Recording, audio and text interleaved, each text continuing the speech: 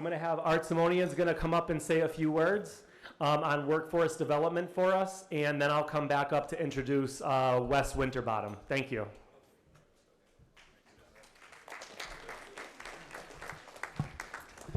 Hello, everybody. I'm Art Simonian from the Mattabesset Sewer District, and I apologize.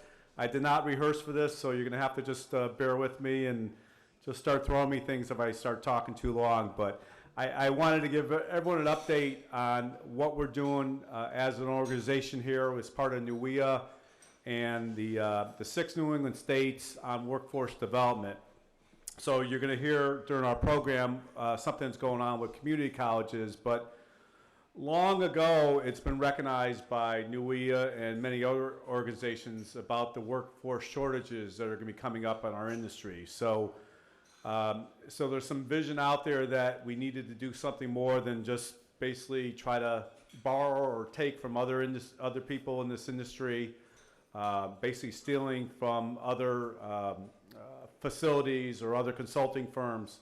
So it was recognized that we really have to come up with a program that's going to be sustainable for the future, attract people into this industry, and keep them there. And some of the challenges is that we have what you heard, the retirement cliff coming up. You hear numbers of 30 to 40% of workforces in some of these facilities are going to be retiring in the next 5 to 10 years. And there isn't the people or even the funding to necessarily replace them as time goes on. So NUIA really recognized and started something a while ago. Dan Bisson, I think, was head of NUIA at the time, and they developed this program to really get things going for us as well. And Bayworks, which is a program in the San Francisco area, has been doing this for quite some time, where they have a training program, they have funding in place through some grants, and we've actually, as a regional organization between NUIA, all our water, stormwater, and drinking water, stormwater, drinking water, and wastewater sectors in New England, there's 17 organizations that are contributing financially. We have Bayworks, a similar program that we're trying to work through, a consultant named Cheryl Davis, who set this up for them years ago. And I was just recently out at a utility management conference in Sacramento and really learned quite a bit about what's being done out there.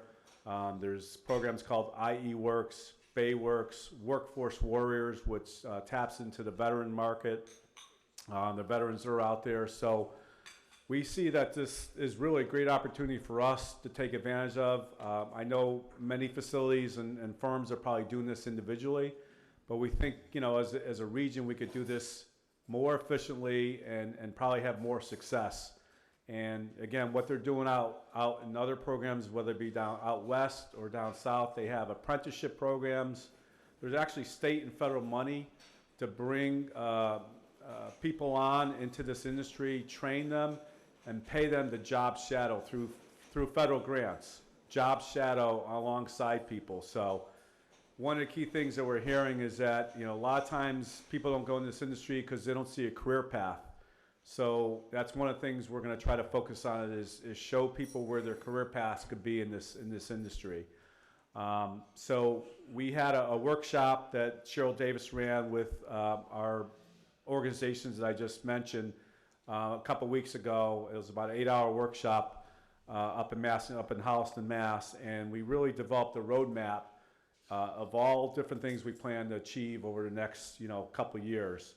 And obviously it's not going to be the consultants going to be doing the work for us. They're really going to kind of set things up, but we're all going to have to really participate this to make it sustainable, make it work long term. So again, the programs are out there. A lot of times it's going to be pulling everything together, figure out what already has been done and applying that to what we could do here.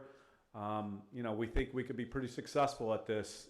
And again, attracting people into the industry, training them, we think we do a pretty good job once we get in there. We all have different training requirements and different certifications among our states, but we think if we could attract people for the right reason, whether it takes some kind of national advertising, we're going to be able to keep this industry going a long time. So, this industry is going to be more needed in the future than it is now, and I think people are starting to see how important it is.